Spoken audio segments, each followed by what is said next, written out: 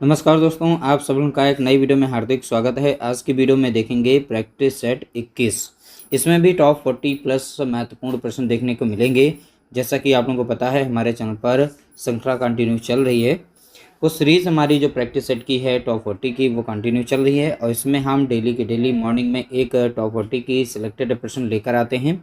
सभी प्रश्नों को अटेंड करेंगे और देखेंगे कितना स्कोर आपका यहाँ पर सही होता है। तो चलिए वीडियो को स्टार्ट करते हैं और देखते हैं कितने प्रश्न आपके सही हो पाते हैं। जितने भी सही हो पाएँ आपके प्रश्न, आप कमेंट करके ज़रूर बताया करें। देखिए, पहला प्रश्न यहाँ पर दिया गया है। बहुत ही अच्छे अच्छे प्रश्न हैं। आपके सिलेबस के अकॉर्डिंग ही सारे के सारे प्रश्न लिए जाते हैं। अगर सारे कंप्लीट करते हैं आप, जितने भी प्रैक्टिस सेट हमारे चलाए गए हैं, तो आप मान के चलिए 25 प्लस आपके प्रश्न सही हो जाएंगे। देखिए, पौधों में प्रकाश संश्लेषण की प्रक्रिया के लिए निम्नलिखित में से किसकी आवश्यकता नहीं है। देखिए, पौधे जो हैं प्रकाश संश्लेषण के जरिए अपना खाना बनाते हैं, तो इनमें से ऐसी एक कौन सी इसमें एलिमेंट या तत्व है, जो भी चीज़ है, तो वो आवश्यक नहीं है। ठीक है, तो फोटोसिंथेसिस के लिए आवश्यक क्या नहीं है वो बताना है। देखिए, प्रकाश संश्लेषण प्रक्रिया के दौरान यहाँ पर देखेंगे सूर्य का प्रकाश होना अति आवश्यक है, क्योंकि दिन के समय ही पेड़ पौधे अपना खाना बना पाते हैं। कार्बन डाइऑक्साइड का होना भी बहुत ज़रूरी है, क्योंकि कार्बन डाइऑक्साइड की सहायता से ही वो अपना खाना बनाते हैं। और यहाँ पर सनलाइट होनी चाहिए। देखिए, यहाँ पर क्लोरोफिल और जल, तो क्लोरोफिल ये ग्रीन पिगमेंट होता है, ठीक है, और जल पानी की आवश्यकता होती है। लेकिन बाय प्रोडक्ट के रूप में ये प्रकाश संश्लेषण के दौरान पौधे जो हैं ऑक्सीजन को रिलीज़ करते हैं। तो किसकी आवश्यकता नहीं होती है, तो आप बताएंगे ऑक्सीजन की आवश्यकता नहीं होती है, क्योंकि पौधे हमें ऑक्सीजन वो देते हैं। अगला प्रश्न देखेंगे, प्रश्न संख्या यहाँ पर है 2। रेड डाटा बुक में किसका रिकॉर्ड रखा जाता है। तो जो रेड डाटा बुक है, इसमें किसका रिकॉर्ड रखा जाता है, किस चीज़ को नोट किया जाता है, ये बताना है। बहुत बार यह प्रश्न रिपीट हुआ। प्रश्न संख्या 2 का यहाँ पे करेक्ट आंसर देखेंगे। इसका राइट आंसर हो जाएगा ऑप्शन बी हो जाएगा, संकटापन्न और विलुप्त प्राय प्रजातियों का विवरण उसमें रखा जाता है। ठीक है, अगला प्रश्न देखेंगे। प्रश्न संख्या यहाँ पर है 3। बिहार के गांवों में बहुत से किसान मधुमक्खी पालन करके अतिरिक्त धन कमाते हैं। मधुमक्खी पालन शुरू करने का सबसे अच्छा समय कौन सा होता है। तो आपको बताना है सबसे अच्छा समय मधुमक्खी पालन के लिए कौन सा है। तो यहाँ पर समय दे रखा है 4 ऑप्शन में, तो 4 ऑप्शन में से अपना राइट आंसर सेलेक्ट करेंगे। तो 3 का यहाँ पे राइट आंसर देखेंगे। इसका राइट आंसर हो जाएगा ऑप्शन डी, अक्टूबर से दिसंबर के मध्य में सबसे अच्छा समय माना जाता है मधुमक्खी पालन के लिए। अगला प्रश्न देखेंगे। प्रश्न संख्या यहाँ पर है 4। खेजड़ी वृक्ष के बारे में सही कथन चुनिए। यह वृक्ष मुख्य रूप से कहाँ पाया जाता है। तो खेजड़ी वृक्ष के बारे में सही कथन चुनना है और यह वृक्ष मुख्य रूप से कहाँ पाया जाता है ये बताना है। देखिए, प्रश्न संख्या 4 का यहाँ पे राइट आंसर देखेंगे। इसका राइट आंसर हो जाएगा ऑप्शन बी, ये रेगिस्तानी इलाके में पाया जाता है, यानी रेगिस्तानी और शुष्क क्षेत्रों में पाया जाने वाला वृक्ष है। अगला प्रश्न देखेंगे। प्रश्न संख्या यहाँ पर है 5। तरुण भारत संघ नामक संस्था किस कार्य के लिए जानी जाती है, जिसके प्रणेता राजेंद्र सिंह, जिन्हें जल पुरुष के नाम से जाना जाता है। ठीक है, तो आपको बताना है तरुण भारत संघ नामक संस्था किस कार्य के लिए जानी जाती है। तो किस कार्य के लिए जानी जाती है ये बताना है। ठीक है, तो प्रश्न संख्या 5 का यहाँ पे सटीक आंसर देखेंगे। इसका राइट आंसर हो जाएगा ऑप्शन 5 का राइट आंसर हो जाएगा ऑप्शन बी हो जाएगा। पुरानी झीलों और तालाबों के पुनर्निर्माण व जल संरक्षण के लिए यहाँ पर जो संस्था है ये जानी जाती है। ठीक है, तो देखिए, तरुण भारत संघ नामक जो संस्था है, इसका कार्य क्या है, पुरानी झीलों और तालाबों के पुनर्निर्माण व जल संरक्षण के लिए ये कार्य करती है, ताकि उसमें स्वच्छ जल या अन्य जानवरों के लिए जल सुरक्षित रखा जा सके। अगला प्रश्न देखेंगे। प्रश्न संख्या यहाँ पर है 6। निम्नलिखित में से किस राज्य में तोरांग का अर्थ जंगल होता है। तो किस राज्य में तोरांग जो शब्द है वो जंगल के लिए प्रयुक्त होता है, तो किस राज्य में, उस राज्य का नाम बताना है। अब ये तोरांग जो शब्द है किस भाषा का है, तो यह है कुटुक भाषा का ये शब्द है। तो तोरांग मीन्स होता है जंगल, लेकिन किस राज्य में यूज किया जाता है उस राज्य का नाम बताना है। तो 6 का यहाँ पे राइट आंसर हो जाएगा ऑप्शन सी हो जाएगा, झारखंड। तो यहाँ पर राइट आंसर क्या होगा, तो आप बताएंगे झारखंड। अगला प्रश्न देखेंगे, प्रश्न संख्या 7। वर्ली एक पारंपरिक कला का प्रकार है। वर्ली नामक स्थान किस राज्य में स्थित है और यह कला किससे बनाई जाती है? तो देखिए प्रश्न को अच्छे से पढ़ लीजिएगा। देखिए वर्ली एक पारंपरिक कला का प्रकार है। वर्ली नामक स्थान किस राज्य में स्थित है और यह कला किससे बनाई जाती है, दोनों चीज़ें बताना है। ठीक है, प्रश्न संख्या 7। तो 7 का यहाँ पे राइट आंसर देखेंगे, इसका राइट आंसर हो जाएगा ऑप्शन ए, महाराष्ट्र में वर्ली एक पारंपरिक कला जो है यहाँ पर मनाई जाती है। तो अब इसमें बोला गया यह कला किससे बनाई जाती है, तो गाय के गोबर और मिट्टी के मिश्रण से बनाई जाती है। ठीक है, तो ये वर्ली जो है कला कहाँ पर मनाई जाती है, महाराष्ट्र में। किससे बनाई जाती है, तो गाय के गोबर और मिट्टी के मिश्रण से। अगला प्रश्न देखेंगे, प्रश्न संख्या है 8। निम्नलिखित में से कौन सा विटामिन जल में घुलनशील है? बहुत ही अच्छा प्रश्न, ध्यान रखिएगा इसे। निम्नलिखित में से कौन सा विटामिन जल में घुलनशील है? तो 8 का यहाँ पे राइट आंसर बताना है। देखिए 8 का यहाँ पे राइट आंसर हो जाएगा ऑप्शन सी हो जाएगा, जल में घुलनशील विटामिन सी। और याद रखिएगा एक और विटामिन होता है जिसका नाम है विटामिन बी और सी विटामिन जो हैं जल में घुलनशील हैं, और विटामिन ए, डी, के और ई ये चारों विटामिन जो हैं वसा में घुलनशील हैं। तो वसा में घुलनशील विटामिन को भी याद रखिएगा क्योंकि इन पर प्रश्न बहुत बार पूछा गया है। तो हम लिखे दे रहे हैं vitamin A, vitamin D, vitamin E और विटामिन के। ये 4 जो विटामिन हैं ये वसा में घुलनशील हैं, बाकी यहाँ पर जल में घुलनशील विटामिन बी और सी हैं। अगला प्रश्न देखेंगे, प्रश्न संख्या है 9। भारत में पक्षी पुरुष के नाम से किसे जाना जाता है? जिन्होंने भारतीय पक्षियों पर विस्तृत अध्ययन किया है। इंपॉर्टेंट प्रश्न है, ध्यान रखिएगा। भारत में पक्षी पुरुष के नाम से, ठीक है, तो आपको बताना है पक्षी पुरुष के नाम से किसे जाना जाता है। तो 9 का यहाँ पे राइट आंसर आप सेलेक्ट करेंगे।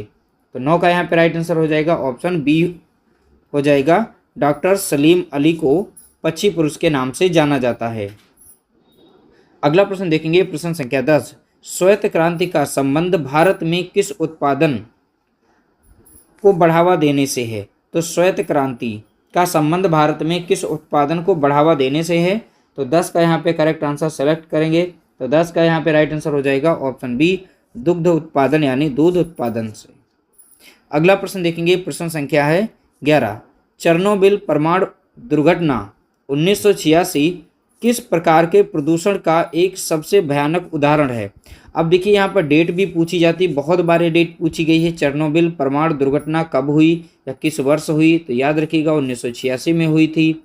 बोला गया यहाँ पर पूछा गया जो देखिए किस प्रकार के प्रदूषण का सबसे भयानक उदाहरण है, तो कौन सा प्रदूषण वहाँ से सबसे अधिक मात्रा में हुआ था? तो 11 का यहाँ पे राइट आंसर देखेंगे, इसका राइट आंसर है ऑप्शन सी, रेडियोधर्मी प्रदूषण। ठीक है, रेडियोधर्मी प्रदूषण। अगला प्रश्न देखेंगे, प्रश्न संख्या यहाँ पर है 12। हमारे देश के किस राज्य के अधिकांश लोग नारियल के तेल में पकी हुई समुद्री मछली खाना पसंद करते हैं? ठीक है, ध्यान से पढ़िएगा। हमारे देश के किस राज्य के अधिकांश लोग नारियल के तेल में पकी हुई समुद्री मछली खाना पसंद करते हैं? 12 का यहाँ पे राइट आंसर देखेंगे, 12 का राइट आंसर हो जाएगा ऑप्शन ए, गोवा राज्य। तो गोवा राज्य में नारियल के तेल में पकी हुई मछली खाना पसंद करते हैं। अगला प्रश्न देखेंगे, प्रश्न संख्या है 13। बिहू नृत्य भारत के किस राज्य का एक प्रसिद्ध लोक नृत्य और फसल त्यौहार है?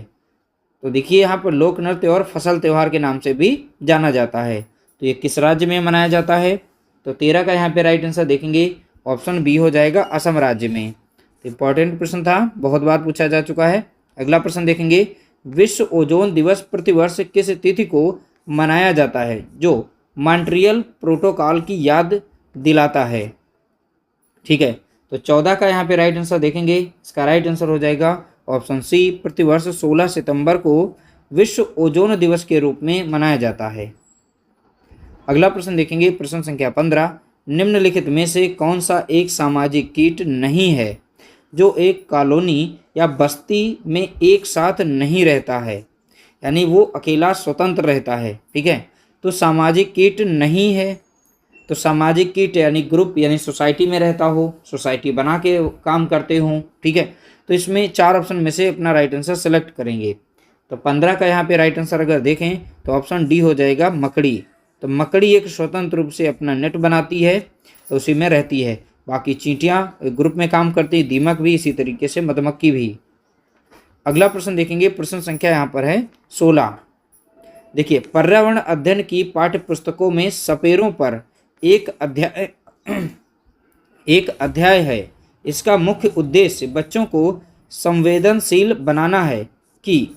अब सबसे सटीक ऑप्शन इसको कौन सा फिट कर रहा है तो वो बताइएगा। अब देखिए, चारों ऑप्शन को अच्छे से पढ़ना है, फिर उसके बाद इसको फिलअप करना है, यानी की के बाद आपको सेंटेंस कंप्लीट करना है। तो 16 का यहाँ पे राइट आंसर देखेंगे, ऑप्शन सी हो जाएगा। सपेरों के लिए यह आजीविका का साधन है। ठीक है, सपेरे लेकर सांप को आते हैं और गली गली मोहल्ले में जाकर सभी को दिखाते हैं, क्योंकि ये आजीविका का साधन है, क्योंकि उनसे जीवन से जुड़ी हुई एक यहाँ पर कड़ी है। और उन्हें सांपों को बिना नुकसान पहुँचाए उनकी रक्षा करनी चाहिए। सपेरों को क्या करना चाहिए कि सांपों को किसी भी तरीके से नुकसान ना हो, ठीक है, उनकी रक्षा करनी चाहिए। बाकी अपनी आजीविका चला रहे हैं तो चला सकते हैं, ऐसा इस ऑप्शन सी सेंटेंस में दिया गया है। अगला प्रश्न देखेंगे, प्रश्न संख्या 17। ईवीएस संक्षेपण का सही पूर्ण रूप क्या है? यानी हमें ईवीएस का पूर्ण रूप बताना है, फुल फॉर्म बताना है। ठीक है, तो 17 का यहाँ पे राइट आंसर अगर देखेंगे ऑप्शन बी हो जाएगा, इन्वायरमेंटल स्टडी। ईवीएस का फुल फॉर्म क्या होता है तो आपको याद रखना है, इन्वायरमेंटल स्टडी। अगला प्रश्न देखेंगे, प्रश्न संख्या 18। प्राथमिक स्तर पर पर्यावरण अध्ययन में आकलन के संकेत में निम्नलिखित में से कौन सा शामिल नहीं है? तो यहाँ पर देखिए, प्रश्न में बोला गया है प्राथमिक स्तर पर पर्यावरण अध्ययन में आकलन के संकेत में निम्नलिखित में से कौन सा शामिल नहीं है? तो 18 का यहाँ पे राइट आंसर अपना सेलेक्ट करेंगे। तो 18 का राइट आंसर हो जाएगा ऑप्शन सी। देखिए, सहयोग, न्याय, असमानता के प्रति सरोकार तथा संवेदनशीलता यह शामिल नहीं है। बाकी देखिए, परिभाषाओं को याद रखना, ठीक है, कौन सा शामिल होना चाहिए बोला गया था, यहाँ पे चाहिए, प्रश्न में थोड़ा सा हमने गड़बड़ कर दिया, अच्छे से पढ़ लीजिएगा। अब देखिए, आकलन के संकेत में निम्नलिखित में से कौन सा शामिल होना चाहिए? तो सहयोग भाव होना चाहिए, न्याय के प्रति, समानता के प्रति सरोकार तथा संवेदनशीलता होनी चाहिए। बाकी भाषाओं को याद रखना, रटाने वाली कोई बात नहीं की जाती है। केवल, अब जैसे ही केवल शब्द लग जाए तो किसी एक वस्तु या एक बिंदु पर बात नहीं की जाती है, ये भी गलत होता है। बच्चों की लिखावट की सुंदरता मायने नहीं रखती है, ठीक है, ध्यान रखना है। तो इसलिए यहाँ पर जो ऑप्शन हमारा सी है वो करेक्ट आंसर होगा। अगला प्रश्न देखेंगे, प्रश्न संख्या 19। राष्ट्रीय पाठ्यचर्या रूपरेखा के अनुसार प्राथमिक स्तर पर पर्यावरण अध्ययन के पाठ्यक्रम को किस रूप में विकसित किया गया है? तो किस रूप में विकसित किया गया है? प्रश्न संख्या 19 का यहाँ पर अगर हम राइट आंसर देखें तो ऑप्शन बी हमें राइट आंसर दिखेगा, थीम आधारित उपागम में। ठीक है, तो करेक्ट आंसर यहाँ पर हमारा होगा, तो देखिए, थीम आधारित। अगला प्रश्न देखेंगे, प्रश्न अच्छा है, ध्यान रखिएगा। पर्यावरण अध्ययन में सहयोगात्मक अधिगम को बढ़ावा देने के लिए शिक्षक को क्या करना चाहिए? तो आपको बताना है शिक्षक को क्या करना चाहिए। तो किसके लिए? सहयोगात्मक अधिगम को बढ़ावा देने के लिए शिक्षक को क्या करना चाहिए? 4 ऑप्शन अपने पढ़ने हैं और चारों ऑप्शन में से सटीक आंसर सेलेक्ट करना है। तो देखिए, मॉक टेस्ट देने से बार बार हमें एक्यूरेसी मिलती है, यानी किस तरह से हमारा गैस या तुक्का जो भी लगा रहे हैं सही हो पा रहा है कि नहीं हो पा रहा है। ठीक है, अब 20 का यहाँ पे राइट आंसर देखेंगे तो ऑप्शन बी हो जाएगा, विद्यार्थियों को छोटे समूहों में बांटकर सामूहिक कार्य और चर्चाएं करवानी चाहिए। सबसे अच्छा तरीका यहाँ पर जो दिया गया है वो ऑप्शन बी है, विद्यार्थियों को छोटे समूहों में बांटकर सामूहिक कार्य और चर्चाएं करवानी चाहिए। अगला प्रश्न देखेंगे, प्रश्न संख्या यहाँ पर है 21। प्राथमिक स्तर पर बच्चों को मानचित्र पढ़ना सिखाते समय सबसे पहले किस बात पर ध्यान देना चाहिए? अब देखिए, प्राथमिक स्तर पर बच्चों को अगर मानचित्र हम पढ़ा रहे हैं या सिखाते समय सबसे पहले किस बात पर ध्यान देना चाहिए, तो सबसे पहले किस बात पर? तो 4 ऑप्शन में से अपना राइट आंसर सेलेक्ट करना है। ठीक है, तो 21 का यहाँ पे राइट आंसर देखेंगे, इसका राइट आंसर जो सबसे सटीक जो सही होगा वो ऑप्शन बी हो जाएगा। बच्चों को उनके देखिए तात्कालिक परिवेश जैसे कि कक्षा या स्कूल के रेखा चित्र और दिशाओं का ज्ञान देना चाहिए। ठीक है, तो यहाँ पर ऑप्शन बी जो है सबसे सटीक आंसर देखा जाएगा। बच्चों को सीधे भारत का राजनीतिक मानचित्र रटाने की बात पहली बात यहाँ पर नहीं की जाती है। अक्षांश और देशांत रेखाओं की परिभाषा याद दिलाना, परिभाषा याद दिला के क्या करेंगे। ठीक है, पैमानों के कठिन, अब जैसे कठिन गणितीय सूत्र आ जाए तब भी वो सही नहीं होता है ऑप्शन, ध्यान रखिएगा। सबसे सटीक आंसर हमारा ऑप्शन बी है। अगला प्रश्न देखेंगे, प्रश्न संख्या यहाँ पर है 22। ईवीएस की कक्षा में समानता और लैंगिक संवेदनशीलता के मूल्यों को विकसित करने के लिए सबसे प्रभावी रणनीति कौन सी है। ठीक है, तो समानता और लैंगिक संवेदनशीलता के मूल्यों को विकसित करने के लिए सबसे प्रभावी रणनीति कौन सी है वो बताना है। तो 22 का सटीक आंसर देखेंगे, 22 का सबसे सटीक आंसर हो जाएगा ऑप्शन सी हो जाएगा। सार्थक चर्चाएं आयोजित करना और समाज में महिलाओं के गैर पारंपरिक योगदान के वास्तविक उदाहरण प्रस्तुत करना। ठीक है, सबसे सटीक ऑप्शन जो हमारा होगा ऑप्शन सी हो जाएगा। अगला प्रश्न देखेंगे, प्रश्न संख्या 23। पर्यावरण अध्ययन की कक्षा में भ्रमण विधि के बाद शिक्षक को कक्षा में क्या करना सबसे आवश्यक है। ठीक है, तो बताना है पर्यावरण अध्ययन की कक्षा में भ्रमण विधि के बाद शिक्षक को कक्षा में क्या करना सबसे आवश्यक है। अब देखिए 23 का यहाँ पर राइट आंसर अपना सिलेक्ट करेंगे। 23 का यहाँ पे राइट आंसर देखेंगे, इसका राइट आंसर हो जाएगा ऑप्शन सी हो जाएगा। भ्रमण के दौरान किए गए अवलोकनों पर बच्चों के साथ सामूहिक चर्चा करनी चाहिए, ग्रुप बनाकर चर्चा यानी सबके साथ, और उनके अनुभवों को साझा करना चाहिए। जो सबसे सटीक हमारा जो ऑप्शन हो जाएगा वो ऑप्शन सी होगा। अगला प्रश्न देखेंगे, प्रश्न संख्या 24। अधिगम के अंतरालों का पता लगाने के लिए पर्यावरण अध्ययन में कौन सा मूल्यांकन उपकरण सबसे उपयुक्त है। ठीक है, तो 24 का यहाँ पे राइट आंसर सेलेक्ट करेंगे। 24 का यहाँ पे राइट आंसर हो जाएगा ऑप्शन बी हो जाएगा। निदानात्मक परीक्षण और निरंतर अवलोकन। ठीक है, जो कमियां हों उनको दूर करना और निरंतर उन पर देखभाल करना ये शामिल होगा। अगला प्रश्न देखेंगे, प्रश्न संख्या यहाँ पर 25। प्राथमिक स्तर पर पर्यावरण अध्ययन में पोर्टफोलियो बनाने का मुख्य उद्देश्य क्या है। तो देखिए पोर्टफोलियो क्यों बनाया जाता है, इसका मुख्य उद्देश्य क्या है। तो 25 का यहाँ पे राइट आंसर देखेंगे, सबसे सटीक आंसर जो 25 का हो जाएगा वो ऑप्शन बी हो जाएगा। समय के साथ बच्चे की क्रमिक विकास, रचनात्मक कार्यों और कौशलों का एक व्यवस्थित रिकॉर्ड रखना, यही कहलाता है पोर्टफोलियो तैयार करना। ठीक है, अगला प्रश्न देखेंगे, प्रश्न संख्या यहाँ पर 26। यदि आपकी कक्षा में कुछ बच्चे धीमी गति से सीखने वाले हैं तो पर्यावरण अध्ययन के शिक्षक के रूप में आपकी क्या भूमिका होगी। ठीक है, तो आपकी यहाँ पर भूमिका क्या होने वाली है। तो 26 का सटीक आंसर जो हम देखेंगे ऑप्शन बी हो जाएगा। उनकी विशिष्ट समस्याओं को पहचान कर शिक्षण रणनीतियों में बदलाव करना और उपचारात्मक शिक्षण देना। ठीक है, जो सबसे सटीक आंसर हो जाएगा ऑप्शन बी हो जाएगा। अगला प्रश्न देखेंगे, प्रश्न संख्या 27। ईवीएस शिक्षण में कबाड़ से जुगाड़ दृष्टिकोण का क्या महत्व है। तो कबाड़ से जुगाड़ यानी कबाड़ से हम कोई चीज़ तैयार कर लेते हैं और अपने कार्यों को इजी बना लेते हैं। ठीक है, तो इसका दृष्टिकोण का क्या महत्व होगा। तो 27 का यहाँ पे राइट आंसर अगर हम देखें तो ऑप्शन बी हो जाएगा। यह बच्चों में रचनात्मकता को बढ़ावा देता है और स्थानीय संसाधनों के पुनर्चक्रण के प्रति संवेदनशील बनाता है। ठीक है, सबसे सटीक जो आंसर हमारा यहाँ पर जो करेक्ट होगा वो ऑप्शन बी हो जाएगा। अगला प्रश्न देखेंगे, प्रश्न संख्या 27। पर्यावरण अध्ययन में चर्चा पद्धति के दौरान शिक्षक की भूमिका कैसी होनी चाहिए। तो आपको यहाँ पर बताना है पर्यावरण अध्ययन में चर्चा पद्धति के दौरान शिक्षक की भूमिका कैसी होनी चाहिए। तो 28 के जो चारों ऑप्शन हैं पढ़ना है और सटीक आंसर अपना सेलेक्ट करना है। देखिए 28 का यहाँ पर जो राइट आंसर हो जाएगा 28 का राइट आंसर आप बताएंगे। देखिए 28 का यहाँ पर करेक्ट आंसर हो जाएगा ऑप्शन डी हो जाएगा। एक सुविधादाता की तरह जो बच्चों को बिना डरे हुए अपने विचार व्यक्त करने के लिए प्रोत्साहित करे। ठीक है, जो सबसे सटीक आंसर होगा ऑप्शन डी हो जाएगा। अगला प्रश्न देखेंगे, प्रश्न संख्या है 29।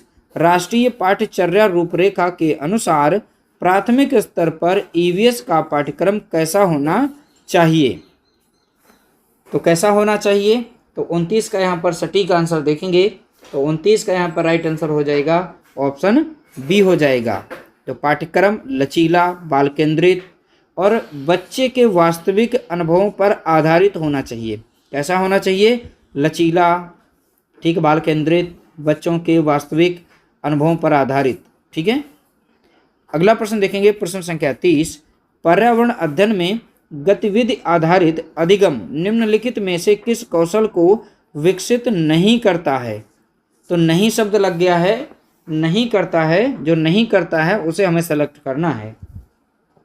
देखिए 30 का यहाँ पर राइट आंसर हो जाएगा, 30 का राइट आंसर हो जाएगा ऑप्शन सी हो जाएगा। रटने की क्षमता, तो रटने की बात यहाँ पर नहीं होती है, ध्यान रखिएगा। रटने वाले कठिन शब्दों की बात हो तो ऐसे शब्दों को यहाँ से हटाना है, वो नेगेटिव हमें रिप्रेजेंट करते हैं। अगला प्रश्न देखेंगे, प्रश्न संख्या यहाँ पर है 31। प्राथमिक स्तर पर बच्चों को जल चक्र की अवधारणा समझाने के लिए सबसे उपयुक्त मूर्त उपागम क्या होगा? ठीक है, तो अगर हमें जल चक्र को समझाना होगा तो सबसे उपयुक्त मूर्त उपागम हमें बताना है, यानी तरीका क्या होगा। ठीक है, 31 का यहाँ पे राइट आंसर देखेंगे, इसका राइट आंसर हो जाएगा ऑप्शन बी हो जाएगा। कक्षा में पानी को उबाल कर भाप बनते और फिर उसे ठंडा कर पानी की बूंदों में बदलते हुए दिखाना सबसे अच्छा यहाँ पर उपागम होगा, जिसके जरिए जो बच्चे हैं अच्छी तरह से जल चक्र को समझ पाएंगे। अगला प्रश्न देखेंगे, प्रश्न संख्या 32। ईवीएस की कक्षा में विविधता को एक संसाधन के रूप में उपयोग करने का क्या अर्थ है? ठीक है, तो 32 का यहाँ पे सटीक आंसर आप बताएंगे तो 32 का यहाँ पे राइट आंसर हो जाएगा ऑप्शन ए हो जाएगा। बच्चों की विभिन्न सांस्कृतिक और भाषाई पृष्ठभूमियों का सम्मान करना और उन्हें अधिगम का माध्यम बनाना। ठीक है, सबसे जो सटीक आंसर हो जाएगा ऑप्शन ए हो जाएगा। ठीक है, ऑप्शन ए हमारा करेक्ट आंसर हो। अगला प्रश्न देखेंगे, प्रश्न संख्या है देखिए 33। पर्यावरण अध्ययन की पाठ्य पुस्तकों में दी गई पहेलियों का मुख्य उद्देश्य बच्चों में किस मानसिक प्रक्रिया को उत्तेजित करना है?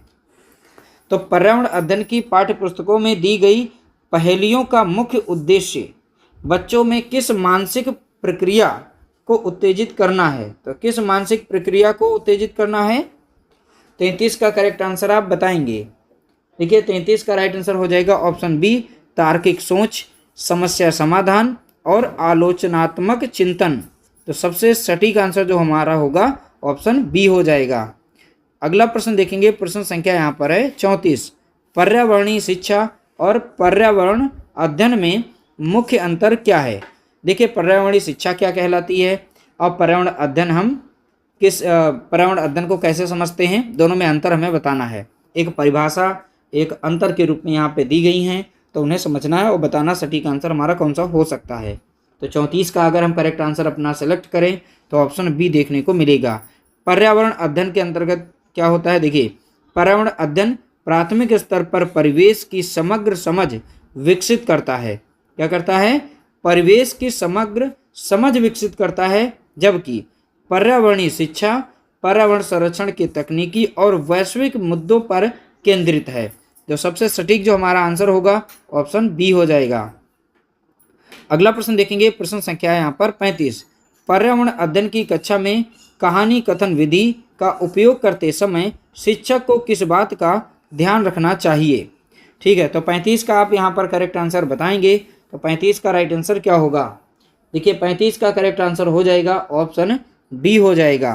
कहानी में कठिन अंग्रेजी शब्दों का प्रयोग होना चाहिए, सॉरी, तो ऑप्शन सी हमने पढ़ दिया, यहाँ पर ऑप्शन डी हो जाएगा हमारा करेक्ट आंसर।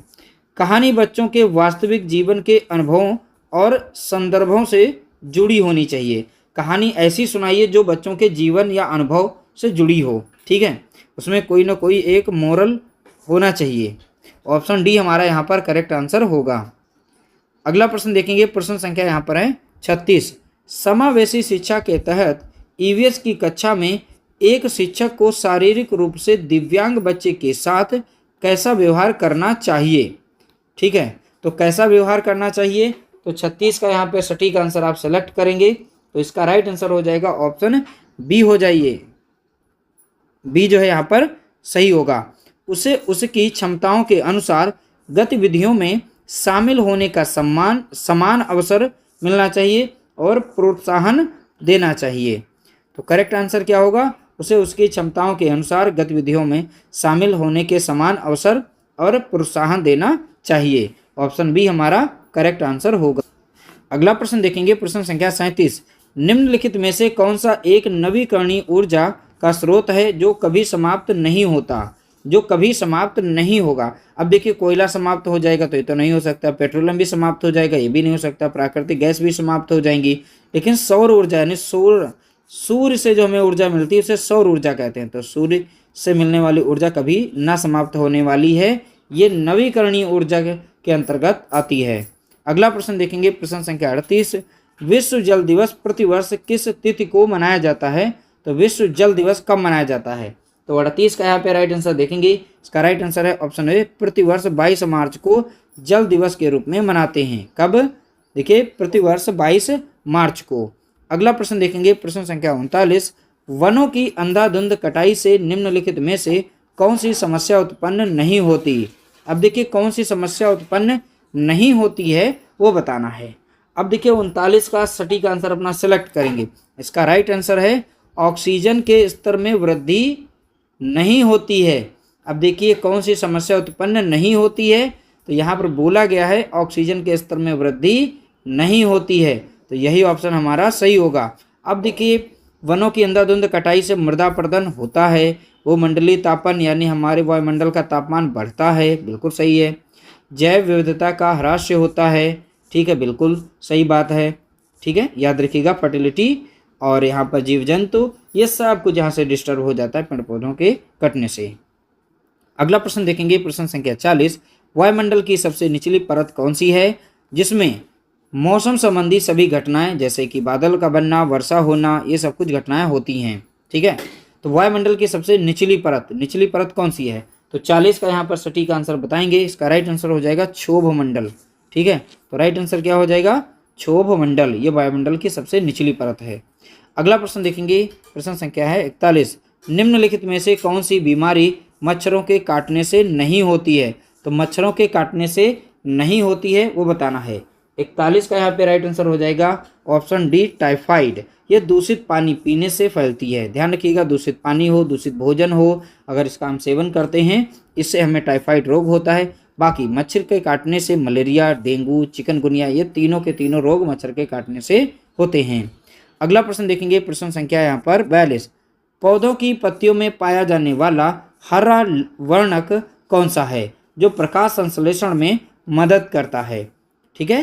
तो आपको यहाँ पर बताना है हरा वर्णक कौन सा है, ठीक है। तो देखिए 42 का यहाँ पे राइट आंसर हो जाएगा ऑप्शन सी हो जाएगा, क्लोरोफिल होता है। तो क्लोरोफिल के कारण ही पत्तियां हरे रंग की हमें दिखाई पड़ती हैं। अगला प्रश्न देखेंगे, प्रश्न संख्या है 43। देखिए फ्लोरा और फौना शब्द पर्यावरण में क्रमशः किसको प्रदर्शित करते हैं, इंग्लिश में भी लिखा गया फ्लोरा एंड फौना। याद रखिएगा, इंपॉर्टेंट प्रश्न है, बहुत बार यह प्रश्न रिपीट हुआ है। तो 43 का सटीक आंसर देखेंगे, इसका राइट आंसर है पौधों और जंतुओं का। देखिए फ्लोरा के अंतर्गत, देखिए फ्लोरा के अंतर्गत हम पौधों का अध्ययन करते हैं, ठीक है, पौधों की बात होती है। और यहाँ फौना के अंतर्गत देखेंगे तो आप जंतुओं के बारे में बात करेंगे, किसके बारे में, जंतुओं के बारे में पढ़ते हैं, ठीक है। तो फ्लोरा और फौना ये दो शब्द जो है इंपॉर्टेंट हैं, इनको अच्छे से पढ़िएगा। बाकी आप लोगों को वीडियो कैसी लगी कमेंट करके बताइएगा।